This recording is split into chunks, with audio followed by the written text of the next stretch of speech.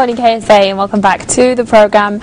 Of course, that was our time to focus, and today we're looking at the karate championships going on in Jeddah. It's a great hobby if your children like it.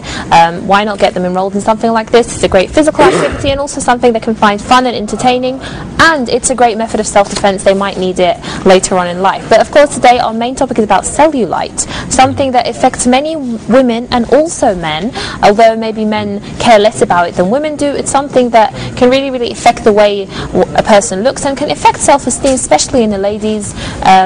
Let's find out more about cellulite and how or can we actually get rid of cellulite through conventional methods. Let's welcome Dr. Mohammed al-Nassir, who's head of the plastic surgery department at the Saudi British Hospital. Good morning, Dr. Mohammed, and thank you for joining us once again. Good morning. Thank you very much. Dr. Mohammed, cellulite. If we can start just briefly by clarifying to the viewers exactly more about cellulite, what it is, and who gets cellulite, because me and Diana were talking about this, and there seems to be a misconception that only fat people have cellulite, only people who are obese have cellulite. Is this true or not? Thank you. Actually, the word cellulite started in the English literature in the last century, in the 1920s, and it has become more popular in the 60s. And the first citation was in the magazine Vogue, and then started becoming popular among women. It mainly affects women, so it's not just the fat people. It affects women more than men. More like probably 4 to 1 like ratio. Wow. It's very interesting. And what causes cellulite, sir? What causes cellulite? Hormones.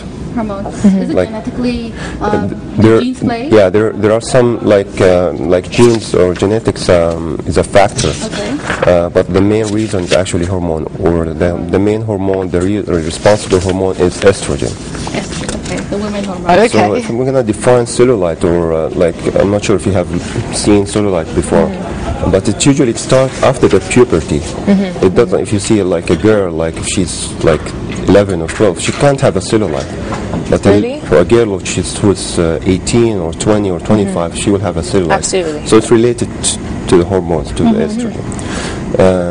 You'll have like this kind of dimple or dimpling appearance on the skin, which looks like the color or the shape of the orange skin. That's true.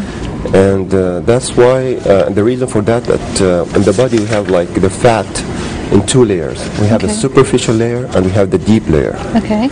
And we have fibrous septa between these layers. Okay. So if the skin loses its elasticity, so these fibrous septa will lose its tone, and the fat will collect in between these fibrous septa in pockets.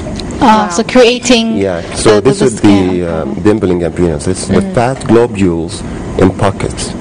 Wow. So it's a combination. It's not just the fat or the skin. It's a combination of both.